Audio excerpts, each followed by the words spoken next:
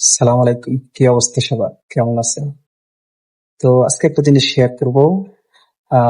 Saudi আরব তাবুক থেকে আমি একটা রেস্টুরেন্ট আজকে খাবার কিনে আনলাম। আহ খেপসাটাকে আর কি, তার নাম খেপসা। এই ভাত সাথে একটা মুরগির পিস।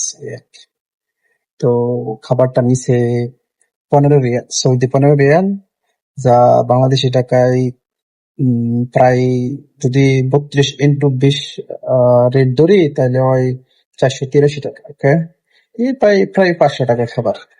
তো আমার দেহাই কি খাবার দিছি 500 টাকার। ওকে, তারপরে আমি যে রেস্টুরেন্টে খাবার আনছি সবচেয়ে কম দামি খাবার, কিন্তু এই রেস্টুরেন্টে অন্যান্যদের মধ্যে আর দাম বেশি। আমি যেটা আনছি সবচেয়ে কম দামে এটা মাত্র। তাহলে আপনাদেরকে শেয়ার করি কি খাবার দিল আমাকে 500 টাকা দিয়ে। প্রথমে দেখেন দিচ্ছে একটা কাগজ, এটার মধ্যে খাবার রেখে খাওয়ার জন্য। তারপরে একটু সস, দুটো সস, দুটো সস, পেঁয়াজ, সাথে লেবু, ওকে, দুটো চামিচ, ওকে, তারপরে ভাত খুলি, দেখি কি দিয়েছে।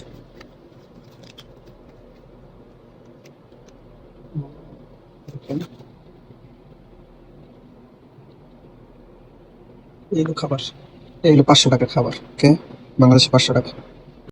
তবে ভাবতে পারেন 500 টাকা তো বেশি না, 500 টাকা টাকার খাবার ঠিকই আছে, কিন্তু আসলে এটা আমি যে রেস্টুরেন্ট আনছি এত ভিআইপি রেস্টুরেন্ট না। ভিআইপি রেস্টুরেন্ট 500 টাকা খাবার বেশি না, এটা আমিও জানি। কারণ মোটামুটি তো এই খাবার 500 টাকা নিয়েছে বাংলাদেশি টাকা।